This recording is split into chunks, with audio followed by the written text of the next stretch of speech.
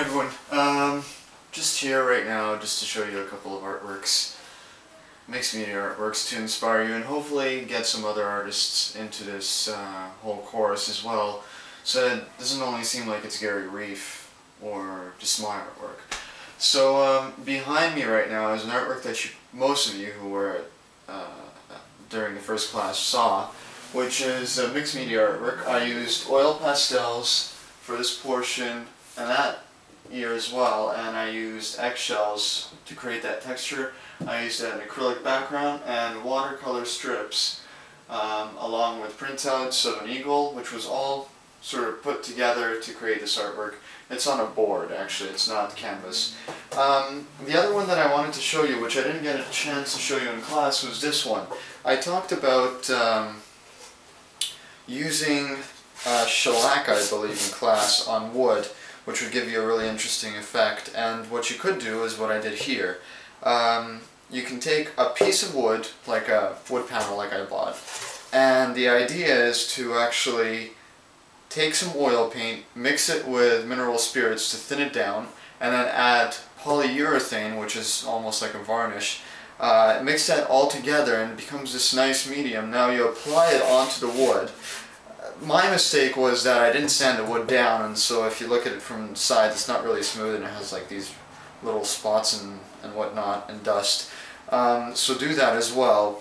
And when you let the whole medium dry on this wood for about 2 to 3 days, and then after you're done that, you can use a regular varnish and varnish it over, let that dry for at least a day, and you're going to get this nice wood grain with color and sheen, which is really cool. Now I would recommend using gloss varnish instead of matte varnish, otherwise matte will just be flat, it won't have a gloss finish to it at all. So that's another way that you can contribute to your group project at least. Another one which I did a long time ago was this. It doesn't really seem like much, it's almost like a watercolor abstract series. The idea behind this, I don't know if you can see that close or not, but the idea is that you take acrylic paint and you thin it down with water because it's water-based, and then you splatter it on a piece of paper. I used Stonehenge, which is thick paper. You can use watercolor paper if you want to.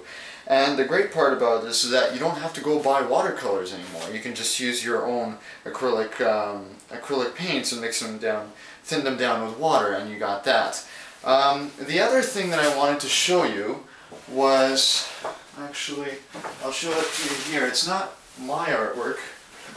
It's an artwork that I bought from an artist, actually twice.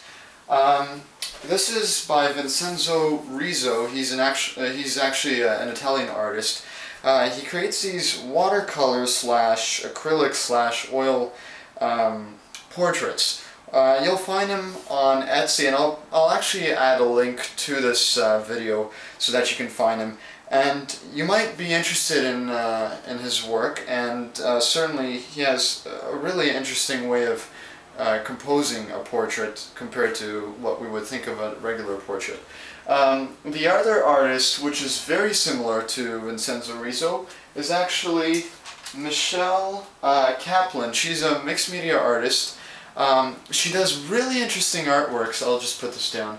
She does really interesting artworks, and her artworks involve basically printing out portraits on top of old magazines to create this historical look, and adding sort of like this aging effect to it. And you can find that a lot of interesting old magazines like Life and what else do National Geography. Yeah, I think it's called National Geography, I think. I don't remember, but anyways, you can find that at thrift shops, and try to find the older ones because they're easier to print out on, and you can print them out.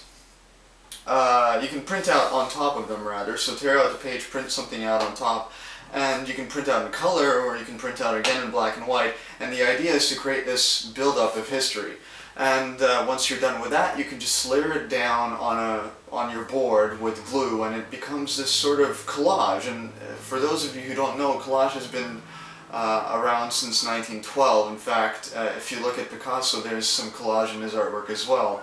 And that just happened just right before World War I.